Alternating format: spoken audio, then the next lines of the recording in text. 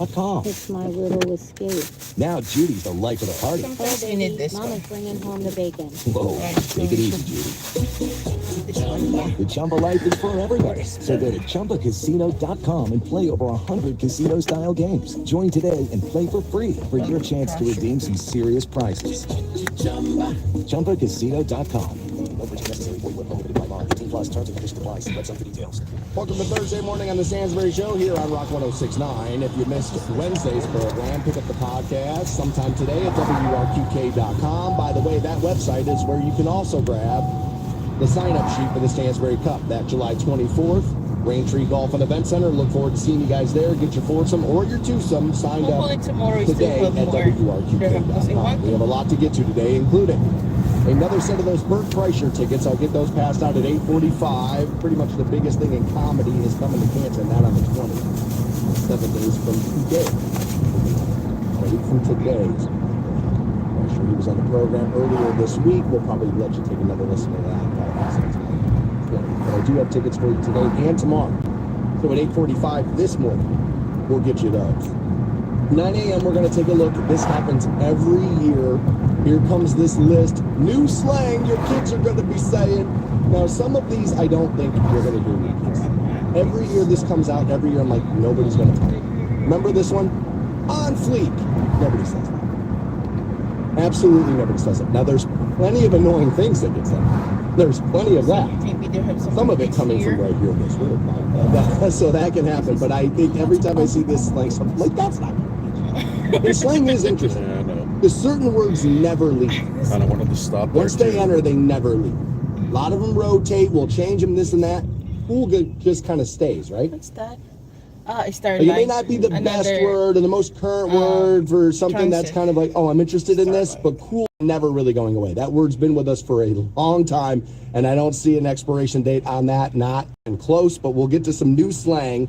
Yapping is on that list, and I would be guilty of that, so we'll get there coming up at 9 a.m. this morning. Also, like I said, 8:45. We'll give you those Bert Kreischer tickets. We're going to spend a good portion of the 8 o'clock hour taking a look at a checklist. Now, not everybody that listens to this program is 40 or near it, but plenty of you are. And I ran across this list of things that if you're 40 or over, you should be taking a lot of this and installing it in your life, they say. I went to AskMen.com and found a couple of articles on this. It's an interesting list. There are things that I think I need to do a better job of getting these things in my life, being involved in some of these things, stop being so selfish and, give yourself up to some other things. This is a pretty interesting list. We'll take a look at the over 40 checklist. We'll do that coming up at 8 o'clock. I have here. Also at 7, the big story yesterday was Bernie Kosar is now suing an Ohio media company. He had been in partnership with an Ohio media company. They wanted him to place a bet when sports gambling was legalized here in Ohio. He made a very famous $19,000 bet. He lost a broadcasting industry job with the Cleveland Browns over that. He is now suing for damages. We got a couple of different articles on this. We'll get to this.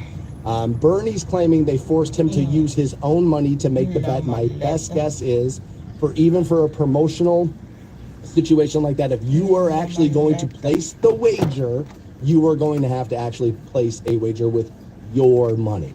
So we'll take a look at what Bernie's accusing Big Play of, and we'll get to their response, and we'll take a look at that. We'll get there coming up at 7 o'clock. Also, Jerry West, NBA icon, not only as a player, but an executive as well. Passed away, I believe it was the night before yesterday, and the news was breaking yesterday while I was on the air. Jerry West wasn't just an NBA player and an executive. What Jerry West was the logo of the NBA. That's tough, man. We've seen a lot of great players in a lot of great sports. You don't normally see people get proposed to be the logo. If Caitlin Clark ends up being the WNBA player people hope that she will turn into, maybe, but let's be honest, that's a big maybe. It's a big maybe. But Jerry West, once upon a time, had said, it's time to pass the torch of the logo of the NBA on. I was a little surprised they didn't do it with Kobe when he died. I thought, I was like, okay, here comes the Kobe logo to take over the NBA. Because as much as people love Michael Jordan, young NBA players, Kobe was their dude. That was kind of their guy. A lot of those guys grew up with Kobe and not necessarily Michael Jordan, right? And so I thought when Kobe died, I was like, oh, okay, here we go. We're going to update the NBA logo. And they chose not to do that. But Jerry West had interesting things to say about that. We'll get back to those comments, and we'll do that in the 7 o'clock hour. Should talk a little NBA right now, as a matter of fact, as the Boston Celtics take a 3-0 lead on the Dallas Mavericks after winning 106-99 last night. Now, Boston in cruise control mode for most of that game. Like a lot of other NBA games, oh no, here comes the fourth quarter. Now all of a sudden it's getting tight. It really does seem like the NBA, as long as you watch the last 6 minutes of the fourth quarter, you pretty much know. Right? Like that's pretty much it. You don't really need the first 3 quarters. Just watch the tail end of that fourth quarter. You'll be fine. Dallas made a push. They tightened the game up a little bit, but sure enough, Boston stretches out to that 3-0 lead. You know what I'm going to say now, don't you? Tough morning for Sports Reed, I saw it. Tough morning for you. You think the NBA wants sweeps? Okay. You think they want Boston out to a 3-0 lead? You think they want everybody all over social media for the last week talking about how this is one of the most boring NBA finals anybody has ever seen? You think that's what the NBA wants? So I guess my question is, do they rig it every year? Some years when your favorite team's watching? When does the rigging go down? When might that happen? Because I don't think the NBA wants a 3-0 lead by the Boston Celtics over the Dallas Mavericks. I don't. I think they want to see Game 7s. Now, if you end up seeing a 3-game run by the Dallas Mavericks and we get tied at 6, and you want me to revisit this conversation, maybe we will do that. But I'm waking up in a world today where the best team in the NBA, at least in the Eastern Conference, won by over 14-game margin, I believe it was, and now they got a 3-0 lead. I'm supposed to believe that a team that good, who pretty much dominated everybody all year, somehow is being rigged to win the NBA Finals. The NBA and the television networks' homes do not want 3-4 game series. That's not what they want. They want long series with stars playing every single night. Very, very tough morning for the Sports are rigged, and I know it stands for the dub. Golfers, the Sandsbury Cup, July 24th, Raintree Golf and Event Center. We'll see you guys out there. Get your team signed up today at WRQK.com. Looking forward to that event, obviously. Can't wait. It'll burn you. And again, 8:45 this morning, I'll have Burt Kreischer tickets for you. What I have now is, I think, one of the weirder stories about mistaken identity I've seen in a while. In the supermarket. I got sent this yesterday. I was like, this happened? The lead singer, apparently, of the Four Tops, I love Mozart, is now suing a Michigan hospital. What? He's claiming racial discrimination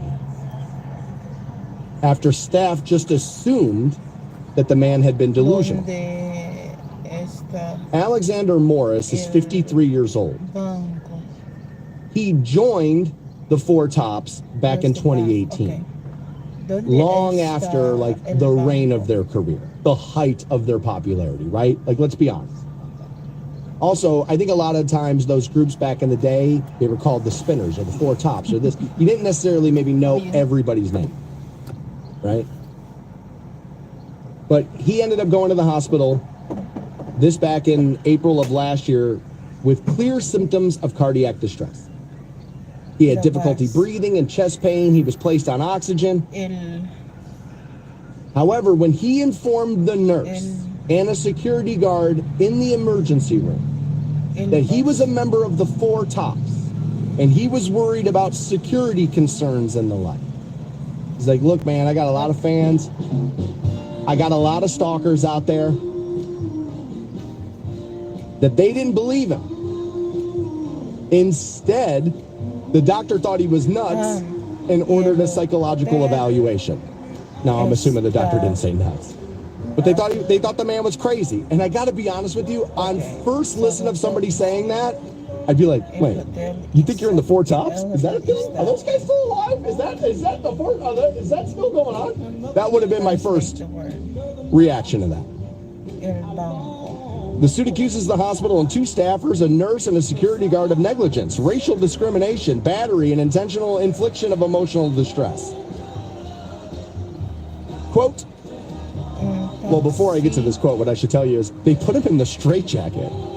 Like, they thought he was that crazy. Because he's telling them, look, I'm in the Four Tops. And I'm sure they're sitting there going, dude, the four tops are over. Toxic. Like, that's not a thing. And you're not necessarily going to believe somebody right away. Now, what I will say is this. El baño. We live in the age of the internet, right? Don't you maybe as a doctor send the nurse out of the room and go to your locker, get your phone. This is this guy's name. Can we Google and see what comes up about this guy? Can we see if there's anybody in the four tops named this? Now, if there is, now we got to figure out if this is this guy. But I could imagine, like, at that point, it's like, well, all right, maybe. I mean, I guess he could be. This is Detroit, for crying out loud, right? The home of Motown. He literally, I guess, he could be this guy. They put him in the straitjacket, for crying out loud. He says, quote, it was a terrifying experience to be in the middle of a medical emergency and then to be placed into restraints. To have my oxygen turned off, my personal effects taken from me, and no help from the doctors and nurses because of the color of my skin. Racial profiling nearly cost me my life, Morris said in the statement.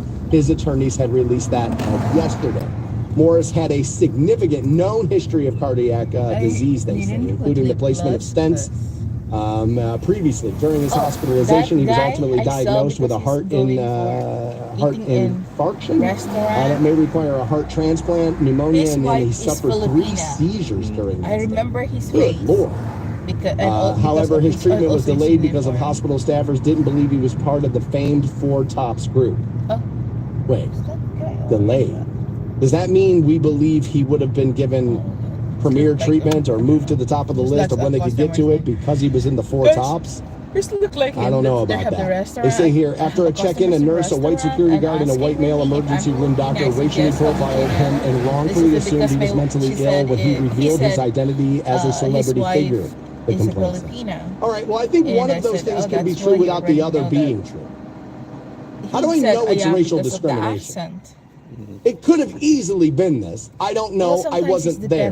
But how do I know? I think that's a pretty big leap, though. It depends right? on this feels like a little bit of a reach, if I'm honest. Because I don't think it's necessarily absurd to think a doctor who's dealing with all different all day sees a lot of people who are probably mentally, disturbed or something along those lines, and they deal with a lot of different scenarios all day. I don't think it's necessarily absurd to think that that person doesn't believe you're a member of the Four Tops right away. Like, I don't think that's crazy, and I don't think it necessarily has to be a racial thing. I think it could have just easily has been like, I don't know, pick an artist. But like, if you go in there and tell somebody, oh, I'm part of this, they're not going to necessarily just believe that from the get-go. Especially when you start to think about the fact, like, the Four Tops are faceless. They're one of my, I don't know about my favorite artists of all time, but Motown is definitely my favorite music of all time. It's not close. I know I'm a Kiss fan. I like Tom Petty. I like that. But Diana Ross and the Supremes are one of my top 3 artists, too. Like, I absolutely love Motown. That I got kind of from my mom. My mom was the Motown person, right? I love Motown. Absolutely love them. Give me Smokey. Give me Marvin. Give me all that stuff. I love all of it. But if you showed me photos of all those groups, I couldn't tell you any of those names. None of those names. So I don't think it's necessary. I don't think it has to be racial discrimination for somebody to not know that Alexander Morris, who's not an original member of the Four Tops, joined the group back in 2018 after most people thought they were long over. I don't think it necessarily had to be racial discrimination. I just think they thought you were crazy, and that would be enough. To not be listening to your patient, I would have, if I were him, I would have probably filed a lawsuit over that, because I think that's probably enough. Take you through the world of new slang. I was like predicting which one of those slang terms will hold on and which ones won't. Like, on fleek. I remember when that came, I was like, nobody's going to talk. That's not going to be a thing. On fleek is not going to be a thing. And sure enough, it really wasn't a thing. I mean, like a month. But other than that, like, nobody talked about that. So we'll take a look at some new slang, try to predict which ones hold on, which ones will not. I'm always surprised by that a little bit. Like I said, or to open up the show, I said cool kind of stays around. Like, it just stays, right? Now groovy didn't. I'm kind of surprised. Again, I was saying last week that I graduated high school in the mid-90s. In the 70s were having 60s and 70s were having a major resurgence. Right? You had Dazed and Confused, and Here Comes Bell Bottoms Again, and all this kind of stuff, right? and blacklight posters and that whole thing. And I was surprised Groovy didn't come back then. But we'll get to some slang and we'll do that coming up now. My least favorite conversation is back. This bothers me. We all have things that annoy us. I have a pretty lengthy list. But this thing really does annoy me. And we've talked about this 1,000 times on the program. We're late, sweetheart. But a Los Angeles-based psychologist now and a social media content creator is receiving some backlash, and she should be. She posted on TikTok, Leslie Dobson did, and she says, "No, I am not returning my shopping cart.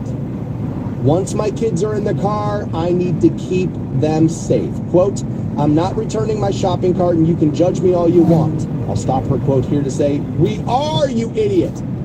Quote, "I'm not getting my groceries into my car, getting my children into the car, and leaving them in the car to go to return the cart. So if you're going to give me a dirty look, go after yourself," right?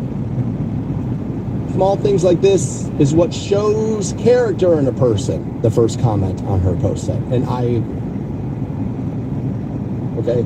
So, first, she's a mother, right? She's a mother. She's got to get the kids in. Yeah, I used to deal with this all the time. "I'm a mother." And I used to have to say all the time, "And apparently you're a moron too. There are 8 billion people on the planet. You aren't the only person to ever give birth. Do you have another excuse loaded up that I can push back? Do you have another one ready to go?" Like, I get it. You do got to get your kids in the car. And if I see a parent struggling to get the kids in the car and they got the cart and they got to walk across, I'll ask, "Would you like me to take the cart back for you?" I've done that. More likely with a woman than a man, obviously, right? The damsel in distress thing. "Oh my God, why are you toxic?" But there's a little bit of that has happened. I've noticed every time I've offered, people are like, "Oh my God, why are you talking to me in public?" Right? Like, we are afraid of strangers these days. I don't think there's a real good excuse on not taking your car. There may be circumstances, or whatever, but here's what I know. I see enough shopping carts left in the parking lot all day that not everybody's dealing with an emergency. You just don't feel like taking it. Why does this annoy you, Stansbury? Why are you always up on your hill about this? There's a million things to be upset about. This is your thing. A couple of different reasons. First, I have been in the radio business a long time. One of the things you do while having my position is you deal with car dealers a lot. Auto dealers are on the list of bread and butter clients. Like, it's just kind of one of those things. You just kind of need them, especially in this world. You just kind of need them. So I have dealt with car dealers a lot over time. I've dealt with their service departments, with their general managers, with the sellers, with everyone. And I've also made car payments. Your car is probably the second most expensive thing in your day-to-day life. It's probably at least top 3. Can I guess here? Mortgage, children's education, auto. I bet I'm in the ballpark for most of you. Now, some of you don't have a car payment. That's great for you, right? You know, that's great for you. You're probably saving some money there. But it's probably the second or third most expensive thing in your life. And so when people are just leaving something on wheels in a parking lot and it's just slamming into doors, causing dings, causing this and that. Now, if you find yourself in that situation, May Collision on Cleveland Avenue and Middle Branch can help you get those dents out of that car, right? But that's if it should happen. You're not going out there trying to make those dents happen, and that bothers me. That people don't care about that for other people. Is that the number one reason why this bothers me? No, it isn't. The reason why this really upsets me is personal.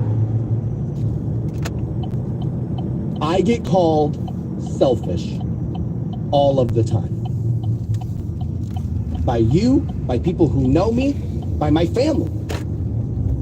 It is true. I am a selfish person.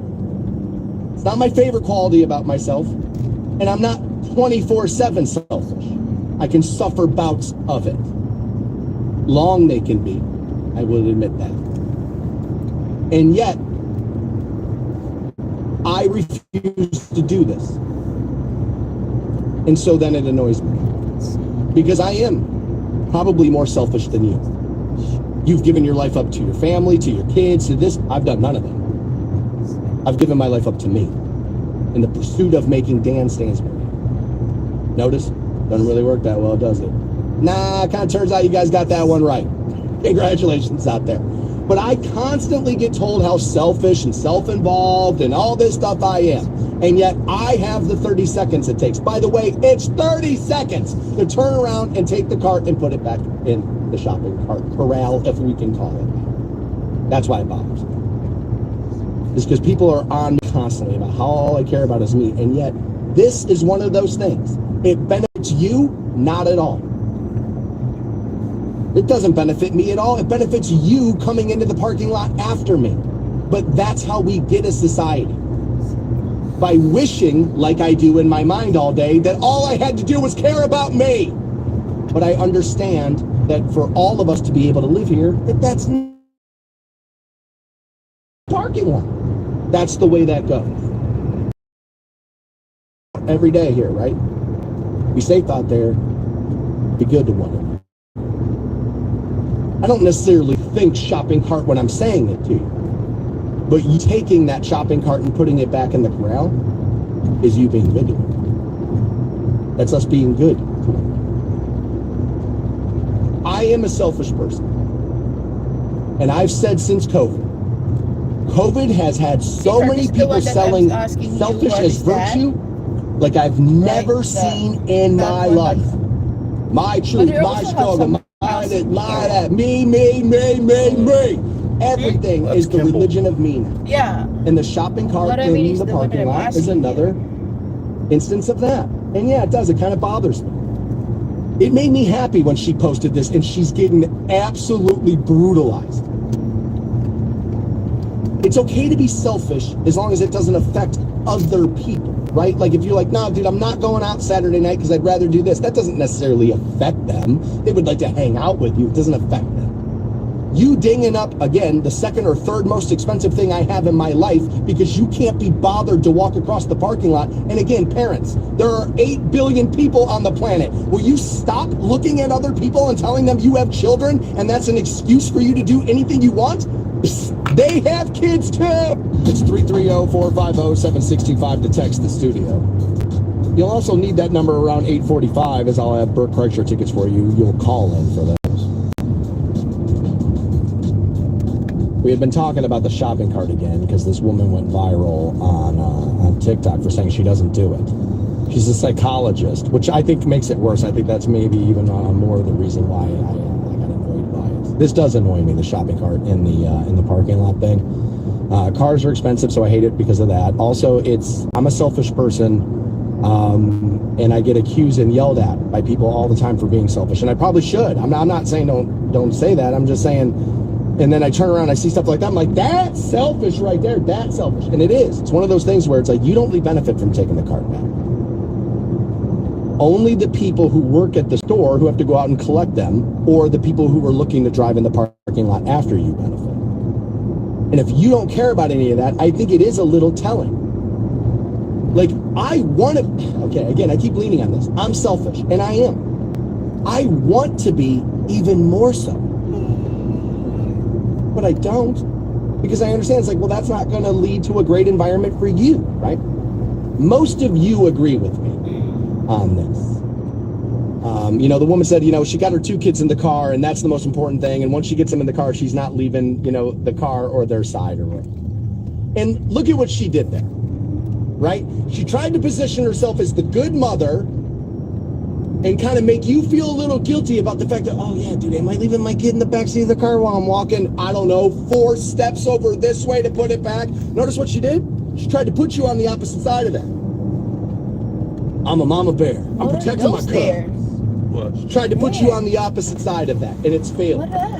Right? It's failing. Yeah.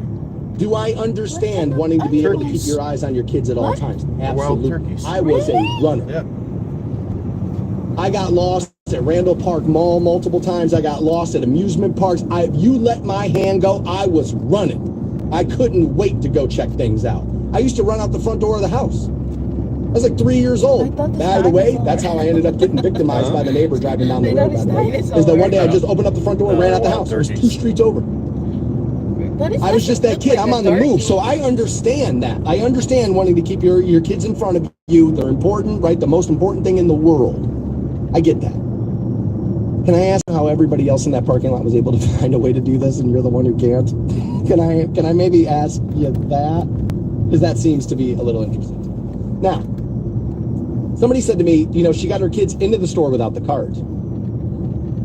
All right, I don't know if that's the same thing as them putting them back in the car and then walking away from them in the parking lot. I'm not sure that's the same thing. He went on to say, reverse the process, though. Put the groceries in the car, take your cart back to the store with your kids, and then walk back to the car. I know I'm an engineer, but I don't think it takes a degree to figure this out.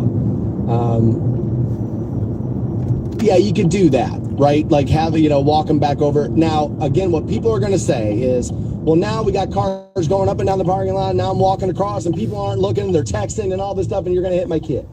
The next suggestion is if you're that lazy, show up a little earlier, or maybe go out of your way to park next to one of where the cart corrals are. Okay, so here's the thing. That's probably the weakest suggestion I saw so far, just because, well, we don't know that those parking spots are going to be open, right? We don't know that. Beyond that, I want to be close to one of those, but not right next to them. I want to be close to them because A, it helps me remember where I park my car, especially now with Costco, because I don't go there as often as I've gone some other places. It's kind of a newer shopping experience for me. So I'll walk out like, oh, what part of this parking lot am I in now? Right? And so like that, doing that kind of stuff, it kind of helps me with that, but I don't want to be right next to it. You know why? Because some people are like, I'm going to teach my teenager responsibility. So you take the cart back, Timmy, not me. And then Timmy just stands in the middle of the aisle and then shoves it from 500 feet away and go, let me see if I can get it in the corral from here. Right? And then that kind of happens. So being right next to them because people are so careless about it would have me a little worried. Now, my car's not necessarily brand new and and any of that. It's not like I got to, protect this pristine machine I'm driving. But, I am worried about that a little bit. Probably not it's probably not the ultimate reason not to be doing things. But I don't know about that. I also like, if I can, to park as far away from buildings as I can. I want to park far in parking lots. I want to walk. I like walking. I don't live that far from a grocery store. It's about 1.1 mile. I live from a grocery store. I routinely walk to the grocery store. All the time. Depending on what I'm buying. If I'm just going to buy like a gallon of milk, I'll walk. I want to walk. It's nice out. I got the time. I get a little exercise. And then I walk around the store, walk home. I like it. I'm into it. I like walking around. So I want to park far from doors. I want to get my steps in every last place I go. Anybody who works here will tell you. If he's in a commercial break, unless he has to do the live read, he's probably just doing laps around the building, working out the argument for the next thing. I work better on my feet. I hate the fact that I have to sit here. This mic stand just keeps falling down. If it didn't, I would never sit down and do this ever. When I did afternoons with Max, I never sat, ever. Ever. I always stood. Loved it. I like being on my feet. I want to move. I don't sit at home a lot. I will watch TV in my living room and literally pace the floor while I'm watching it. Like, I'm nuts, bro. Like, for real crazy. So, like, I want to, like, park far away from stores. Now, if you got kids, I understand that. Get close to that door, get them in and out. You got to be worried about people, you know, hitting your kid with the car and all that. That I can understand. That I can get for sure. I just think it's a very selfish thing. Now, a lot of people are bringing Aldi up in the conversation, right? Because I think they still do the quarter thing, right? Where it's like you put your quarter in, you get the cart, you take it back, you get the quarter. Okay. Here's the thing on that. It seems to be a decent incentive and it seems to work for them. This to me feels like an NBA fine, if I'm honest. Hey, they find this NBA player who makes $35 million a year. They fine him $10,000 for yelling at the ref. It's like, you don't care about that 10 grand. And it's like, and I don't care about a quarter. You know what I mean? And so like, I wonder how many people out there would feel like that. I need to shop at Aldi more. We have this conversation in the building all the time. I have, there's a salesperson here who he swears by it. And it's Aldi has a different reputation today than it had when I was growing up. There wasn't one real close to me when I was growing up, and it was kind of one of those places where it was like, dude, so-and-so shops there, we don't go there, right? And it was kind of one of those things. Aldi has kind of turned its reputation all the way around. It was a completely different rep when I was growing up. It's a whole new ball game over there, and that happens with corporations all the time and products and all that happens all the time. Look at Champion gear. That stuff was a blue light special my entire life. Now it's what your kid wants to wear, right? It's kind of like welcome to how things go. They're cyclical is the term there. And so people tell me about that deals and the price, because grocery store pricing, I'm getting sidetracked now, but like the grocery store pricing has been a big topic of conversation for about 2 years in this country. And so, but people have been telling me, no, dude, you got to get there. It's not just the shopping cart stuff. It's this, it's that, it's that. I should maybe check that place out. I haven't done that. It warms, this is a term I normally wouldn't use, warms my heart, but it does. It kind of warms my heart and makes me happy that the collection of Stansbury Show listeners are like, no, dude, you take the cart back. Extreme circumstances only, you don't do that. Now, let's just not start moving that line of what we think an extreme circumstance may be. Let's get those cards back in the corral.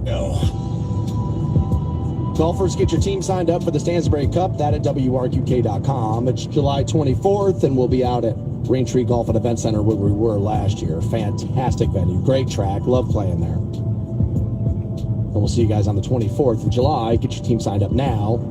That at WRQK.com.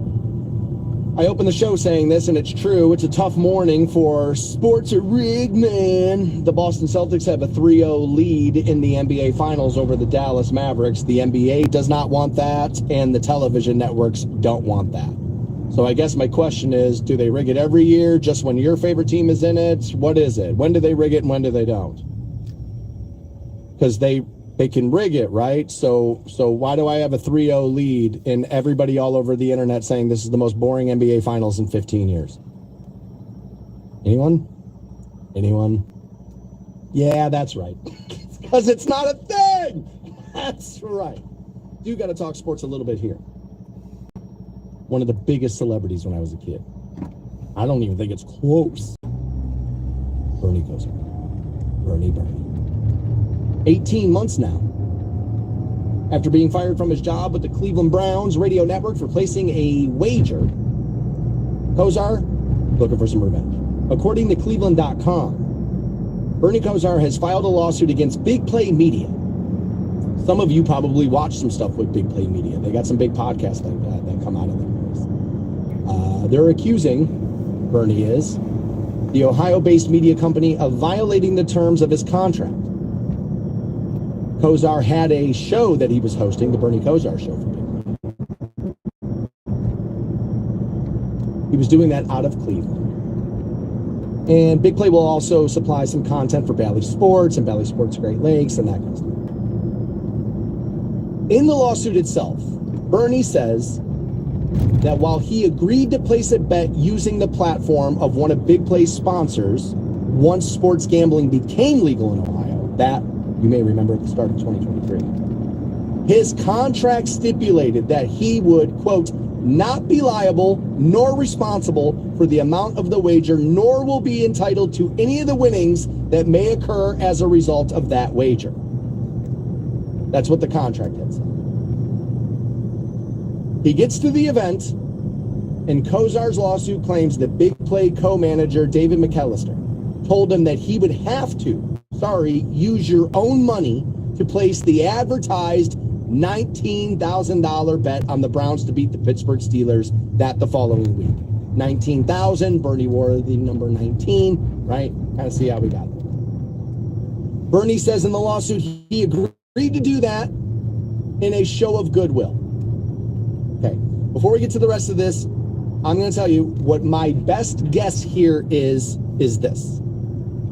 They told him, dude, we're just going to do this like ceremonial thing. You're going to place the bet, but we'll get it sponsored, and like they'll end up ponying up the money.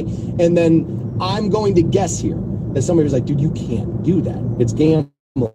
It's wagering. It's like if he's going to gamble, if he's going to wager, he has to do it. That would be my guess there. I don't know that, but I feel pretty confident. I have endorsed gambling brands since sports gambling has been legal in the state of Ohio. Nobody, now I don't have the reach that Bernie Kosar has, right? But nobody has ever said to me, you must place wagers for a promotional thing that we're doing. I wager, I gamble, and it's one of the reasons why the company I was with wanted to be with me, is because they were listening to the stations. They're like, well, dude, this guy does this stuff. Let's get him, right? And so like that was one of the reasons why I landed with them. But there was never any pressure, or there was never any indicator of, if you don't place wagers, we can't do this. There was never any, right? So back to the Bernie story. This now proved costly for him because the Browns radio network fired him. Well, for what? Well, according to them, he violated the NFL's gambling policy, is why. Per the lawsuit, Kozar's claiming that his contract with the Browns was worth about $200,000. I was surprised. I thought it was going to be more than that, actually. The 1987 Pro Bowl selection also says that Big Play has violated his contract by attempting to force him to make public appearances. Now, again, I do public appearances for this radio station and or brands that I am associated with all the time. It is part of being a media member or show host or whatever. You do agree upon those things. Could my company force me to do things I don't want to do? Well, of course they could if they wanted to do that. They don't. They want you happy, so you're doing what you want to be doing, so the client benefits and the radio station benefits. And so, but apparently they needed Bernie to be, my guess is this, is what Kozar's lawsuit is saying is this, that the media organization told people, we're going to get Bernie at your event. We'll get Bernie there. He's with us now. We can get Bernie at your event. They went to Bernie and said, we need you to go to this thing. And he was like, I don't want to go to that. Like, I don't want to do that. And then they were kind of like, hey, we're the ones, we're leaning on you here. We're doing this. You kind of need to help us with that. That would be my guess there. I don't know that. But Bernie Kozar's claiming in the lawsuit that those appearances need to be agreed upon by both sides. That's usually how the way that goes. But Big Play CEO Kendall Miles once threatened to hit him and told him, quote, I own you, and was screaming in his face. When conversations get, he threatened to hit him, he didn't hit him. You can't do that. You shouldn't say either one of those things, but when you start arguing over money, it's easy to understand how we got there. Kozar looking for about $850,000 in damages, and then at least another, I think, .com. Quote, the claims of wrongdoing in the complaint filed by Mr. Kozar are false, and we look forward to the opportunity to defend our clients in courts. Otherwise, our policy is not to comment further on pending litigation. And that's the way they probably should handle that. Don't feed the beast. Don't talk more and give more ammo to the other side. You were kind of serving a couple of different ways. Celebrity life is kind of that. The handler will jump in, they'll tell me I'm that reason when you made that $19,000 wager. No, I mean, dude, if he is in breach of the NFL gambling policy, then he is in breach of that gambling policy. And there will, of course, be. You were scoring Burt Kreischer tickets. That show on the 20th at Tom Benson Hall of Fame Stadium. I've been talking to little Bernie Kozar. As he's suing an Ohio media company after he had placed a wager for them with one of their betting partners. Sports gambling became legal in the state of Ohio. He bet $19,000 on the Browns to win. I believe beat the Steelers the following week. He had then been released from the Browns radio network for violating the NFL gambling policy. He's now suing the former media company because they had told him, look, you don't have to gamble your own money. You're not going to have to do that. And then sure enough, when he showed up, they were like, hey, just do this, and then we'll figure it out on the back end. And he, I'm kind of paraphrasing here a touch, but he said he was willing to do that in an act of, quote, good faith. And he had then since been let go by the Browns radio network. He's looking to recoup some of that money. I guess that contract was worth about $200,000 with the Browns radio network. I thought it was going to be more. But he's looking for, I think it's $850 and then some punitive damages and some lawyer fees on top of that. So we were kind of talking about that a little bit, and we have a pretty, large sporting event getting underway now, as a matter of fact. And I've been asked about it, as I was talking about gambling. A couple of comments came here, one from Bo. He's like, you're talking gambling right now. He's like, I got to know. He's like, who do you got for this weekend? He took Colin Morikawa at 1,400 there. And let me see here. I have not, I got to be honest with you, this is probably not the best year to take gambling advice on golf from me, as this is the least amount of golf I've ever watched in my life. I have never watched less golf than I am currently. The live stuff, I don't care about the, where they get the money, and that's not my pushback. But it's like, we got guys spread across tours, and we don't have stars to begin with, and now we're spreading them out all over Hell's Half Acre. That's not smart. Now they're gonna get it, back together. Like, the talks are, progressing now. Tiger even said this last week. Look, we're gonna figure this out, and so we'll see what happens there. But I did pull this up. I was gonna make a bet this morning, Bo. I'll tell you that. But I ran out of my house today without my wallet. And I went to go sign into my betting app. It's been a while since I've gone into it because I did not bet the NBA Finals at all. And they're asking me for my credit card information again to just verify it's me. They're just looking for the 3-number digit on the back. And I just forgot what those 3 digits are. So I'm actually not going to be able to make a wager on the U.S. Open, getting already underway, as a matter of fact. I think Tiger already teed off this morning. I'm not going to be able to make a wager. But Scotty Scheffler to win it at plus 290. Again, bet $100, you'll get the 290 there. I like him better to win the overall. Once you start betting them to like top 5, top 10, top 20, it starts to get a little crazy. Top 20, it's minus 650. I mean, you got to bet 650 to win your 100. That's a lot. So if you're going to bet Scheffler, I think the only great money to do it is to bet him to win outright. And by the way, not a crazy bet. Like, the guy is the hottest thing in golf right now. It's not close. Like, he is remarkable right now. The run he is on, people can call it Tiger-esque. I don't quite think it's the same thing, but he has been very, very impressive. Colin Morikawa at 14-1 there to get him. Yeah, that's not a bad bet. I kind of like Colin Morikawa if you're going to bet him at the top 10. You can get that at plus 160. So bet 100, win 160 back there. I like the Colin Morikawa top 10 bet. That's the bet I like there. I don't think he's a damn good iron player, and to play Pinehurst and to play it well, you're going to have to hit a 6 iron pretty good. Like, you just are. Like, that's going to be a thing.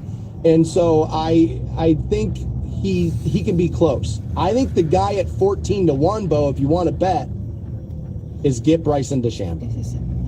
Now, what I'm doing there is I'm giving you a little Paige Spearnet, who, when I saw her make her video yesterday, and every comment was like, did she say something? All I see is boobs. I watch her on mute.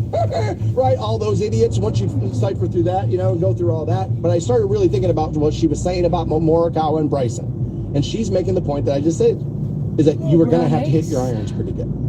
In order to win at Pinehurst, that's what's going to have to happen. You're going to have to play well with your iron. And so Morikawa is a damn good iron player, and Bryson pretty good himself. I like both those bets at 14-1. I personally would take Bryson DeChambeau over Colin to put them both in the bet. Like, if you wanted to parlay them together, I don't think that's a bad bet. If you're looking for like a dark horse, not necessarily a dark horse, but a longer shot at 40-1 plus 900 to win, give me Max Homa. This kid is going to win big tournaments. I don't know when it's going to be. He won some tournaments. He's going to win a couple of big ones. I don't know when it will be. I don't know if it's this year, next year, whatever, but Max Homa is going to be a major champion. This is going to happen. And so I like Max Homa at plus 900, I think is a fantastic bet. I'm probably going to make that bet when I get home. I don't know if I'll get that number. I don't know what time he's teeing off.